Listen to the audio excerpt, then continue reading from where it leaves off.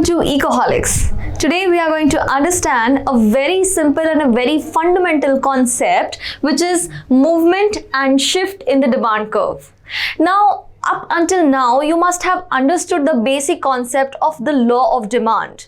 Now, when we talk about the law of demand, it basically establishes a relationship between the price and the quantity demanded of a commodity. And we see that when we talk about the law of demand, it majorly has an inverse relationship between the price and the quantity demanded.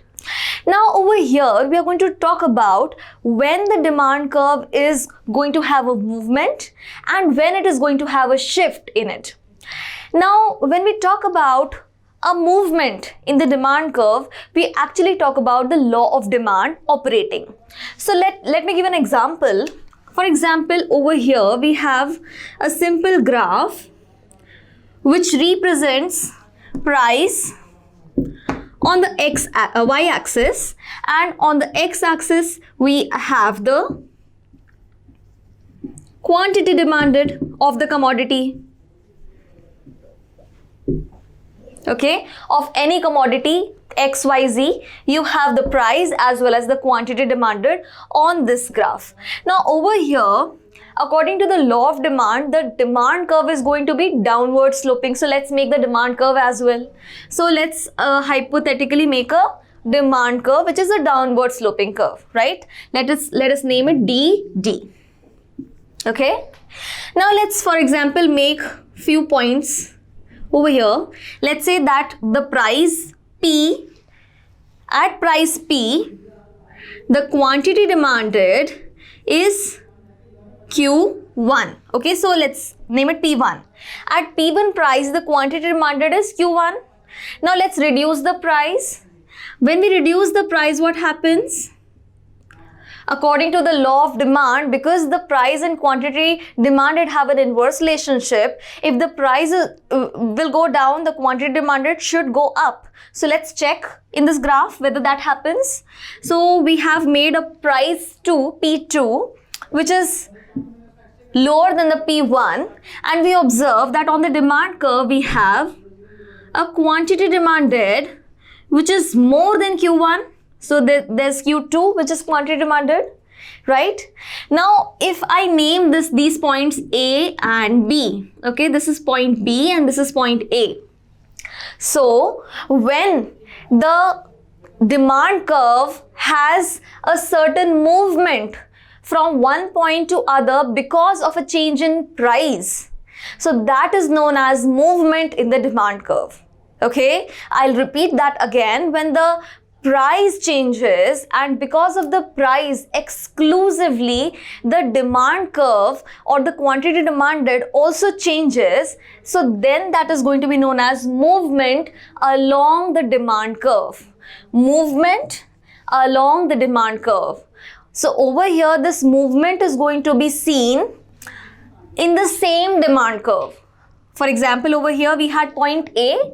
When the price changed and price decreased, we saw that there was an increase in the quantity demanded, and so the movement happened from point A to point B. However, the demand curve is still the same, right? So this is what is the movement in the demand curve. Now let's talk about the other aspect, which is known as shift in the demand curve. Now, in the law of demand, we also have a certain term which is known as ceteris paribus, which means other things remaining the same, right? So, when other things remaining the same, we say that if the price changes, then the quantity demanded is also going to change, but in an inverse proportion. If the price is not changed, for example, if the price does not change, however, these other things that have up until now remained constant change. For example, the price of the substitute good, the price of the complementary good, or the income of the consumer, or the government policies, or maybe the taste and preferences. When there are changes in all such other types of factors, then we are going to have the shift in the demand curve. So let's make another diagram over here and let's see how the shift in the demand curve is going to take place. Okay, so over here I'm again going to draw a certain demand curve. On the x-axis we are still going to have the quantity demanded, and on the y-axis we still again are going to have the price. Alright, now we have a demand curve. Let's say this is the downward sloping demand curve D1. Okay, the name is D1, right? Now imagine that when the consumer's income increases, or let's say when the price of a substitute good increases, then what's going to happen? If the price of this particular good of which we have drawn the demand curve, it has remained constant, it is fixed in nature, it does not change. However, income of the consumer increases, or the price of substitute good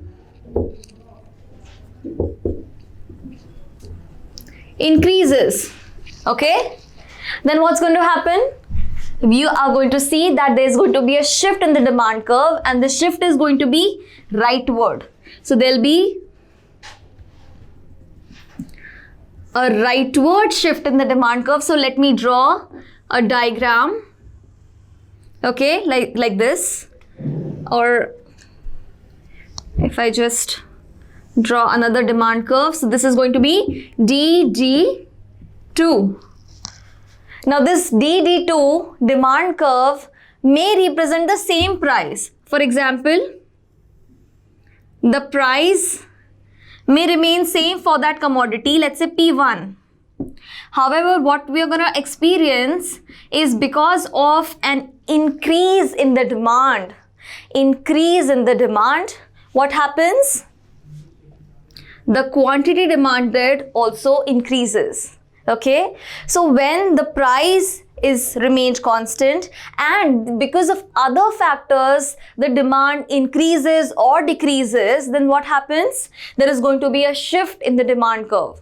Now over here we need to focus on two very important points that normally students miss out and are generally asked in various competitive examinations. Okay, when we talk about movement and when we talk about shift. Okay, so when we talk about movement in the demand curve, it is along the same demand curve. We talk about the same demand curve. Okay, however, the shift changes the curve. When we see the shift in the demand curve, it actually changes the whole curve. Second thing is, when we talk about the movement in the demand curve, we always talk about extension or contraction of demand. So if, for example, the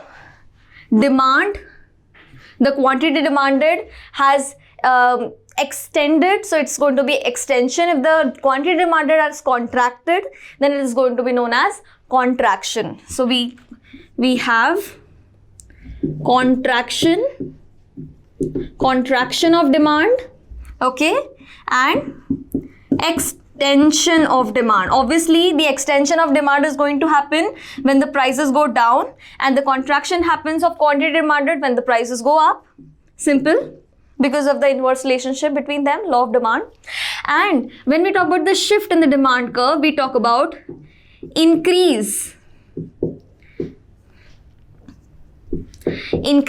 and decrease. Okay, so shift in the demand curve, when there's a rightward shift in the demand curve, then the demand increases, and when there's a leftward shift in the demand curve, the demand decreases. Okay, so remember these two terms, and these two terms are very important because they must be